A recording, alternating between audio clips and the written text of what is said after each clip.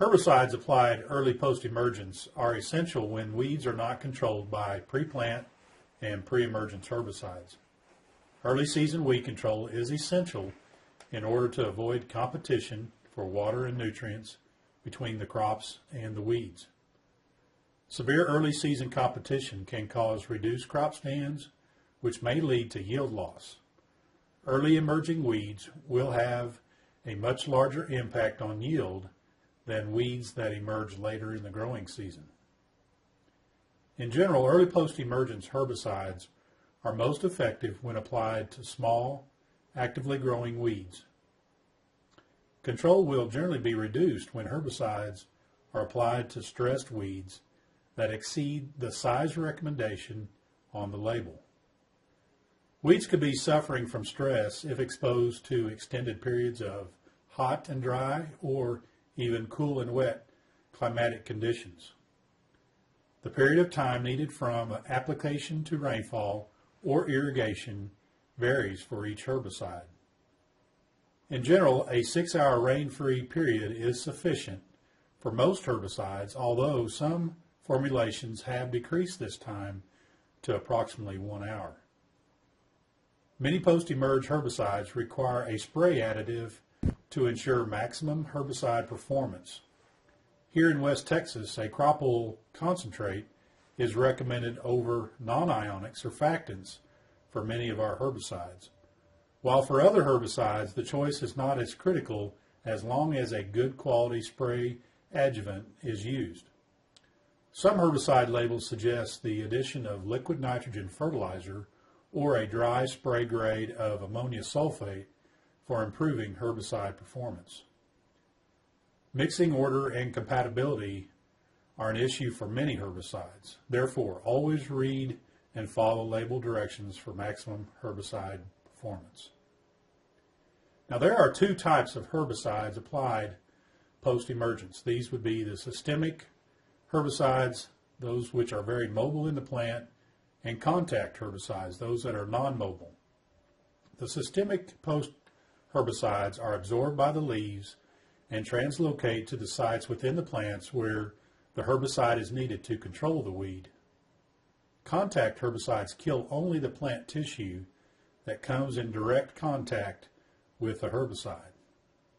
Thorough coverage on leaf and stem surfaces is more critical for contact herbicides compared to systemic herbicides. Thorough coverage can be accomplished by applying herbicides to smaller weeds, increasing the carrier volume and/or spray pressure, proper boom height, and accurately applying the herbicide to weeds growing beneath the crop canopy. The length of soil activity, or the residual activity of a post-herbicide, varies from no soil activity to season-long or even going into the next growing season. It is important to know the rotational crop rotation restrictions when choosing a post-herbicide, since some of these herbicides may influence rotational crop selection. It is also important to know if a herbicide has limited or no residual activity, so additional weed control practices are planned for season-long control. The use of some post-herbicides is dependent on the variety selection. There are herbicide options in Roundup Ready Flex, Glytol, Liberty Link, Glytol plus Liberty Link, and then of course our conventional cotton varieties.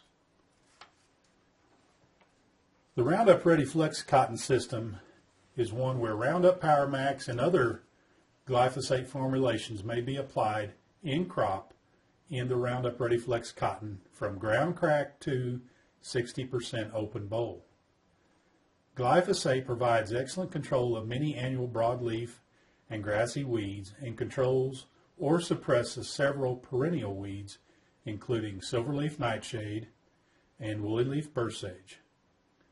Application should start when weeds are fairly small, 1 to 3 inches tall, to avoid weed competition. Larger weeds may be controlled, but weed competition early season could still reduce cotton yields.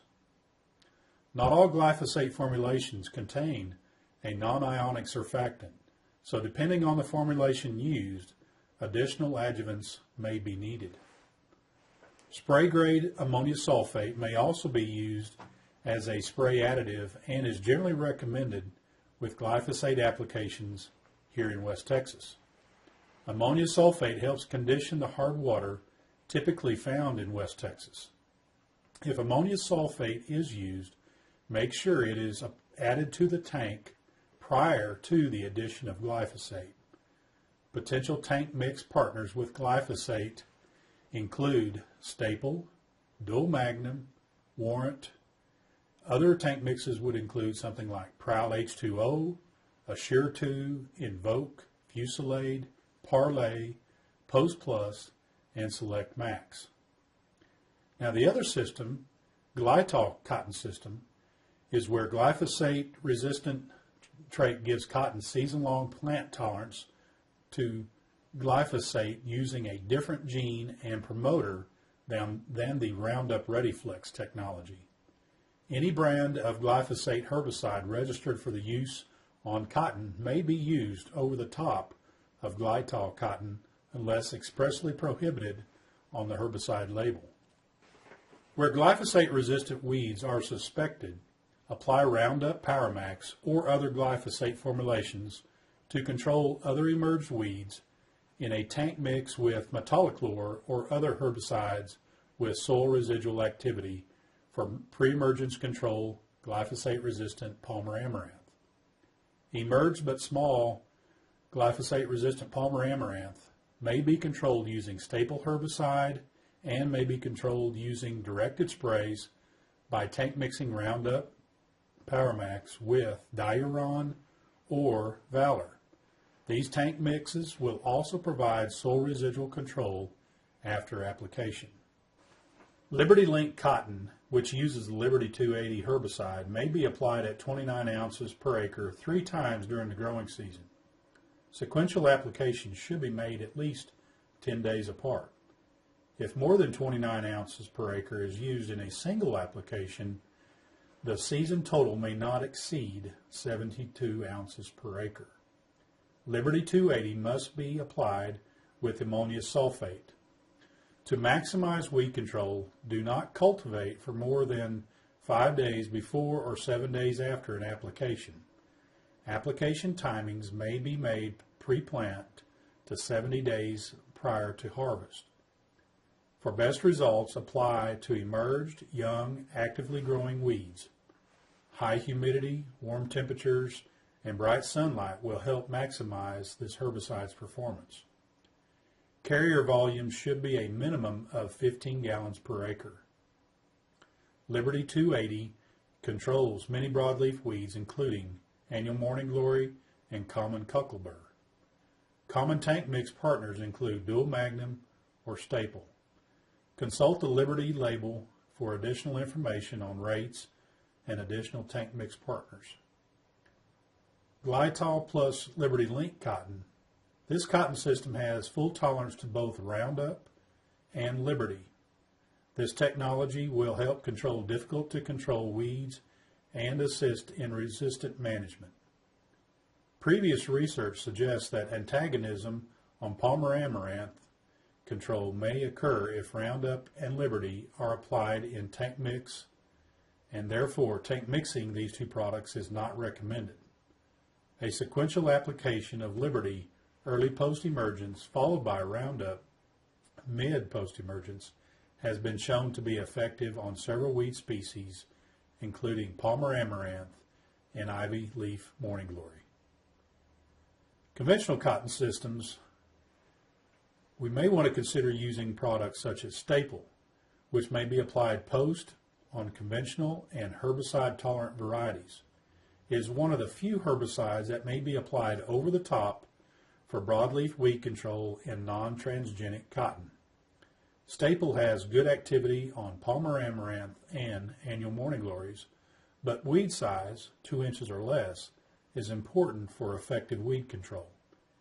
Annual and perennial grasses may be controlled with post-grass herbicides, which include Assure 2, Fusilade, Fusion, Post Plus, and Select.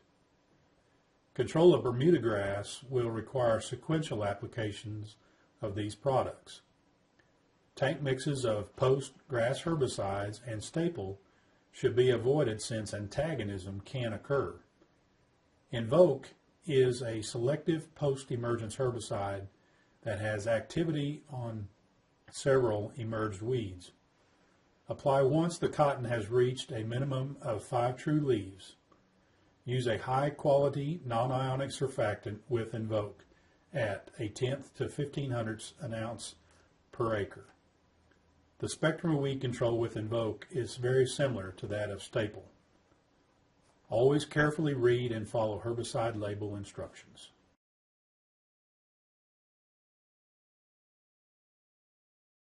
Managing glyphosate-resistant weeds after they emerge, after they've escaped the use of the dinitroaniline and the pre-emergence herbicide. There are a number of options that we have in our cotton varieties today.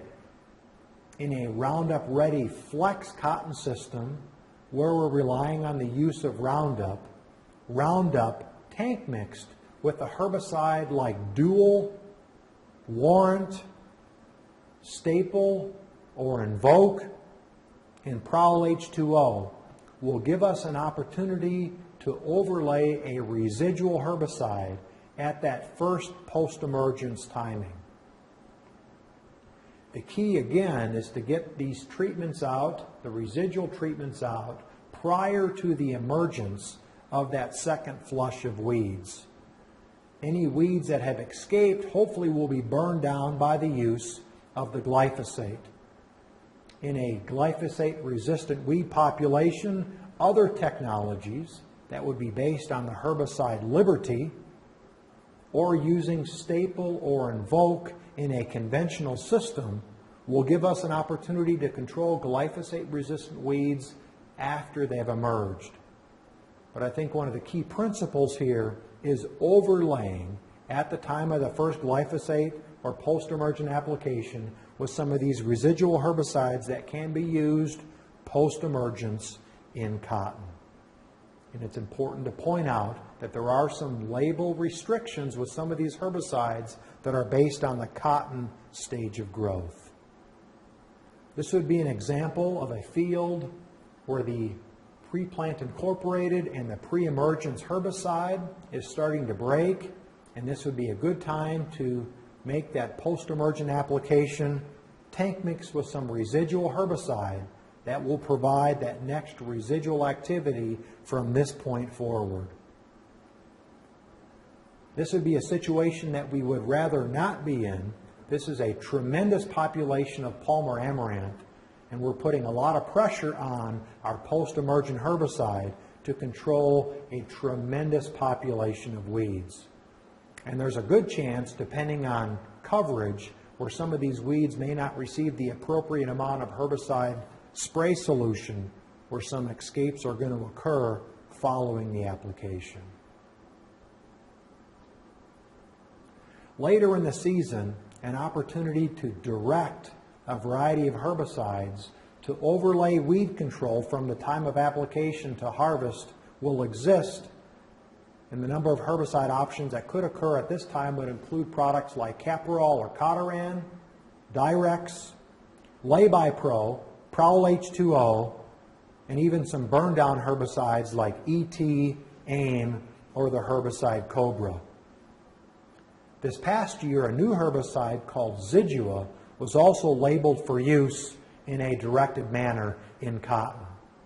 Zidua is somewhat similar to the herbicides Warrant and Dual that will provide good control of later emerging weeds like Palmer amaranth. Lastly, in our 4-step program would be the remedial control of weeds that have escaped the residual herbicides and the post-emergent herbicides. I think the key principle here is, even with 98 to 99% weed control, any weeds that have escaped that are attempting to produce seed later in the season need to be removed so we can ensure that we don't have an increased population of glyphosate-resistant weeds in future years. So using some spot spraying, using some hand removal, using some chopping mid-season, later in season to ensure that plants aren't producing viable seed is really a critical step in the management of glyphosate-resistant weeds.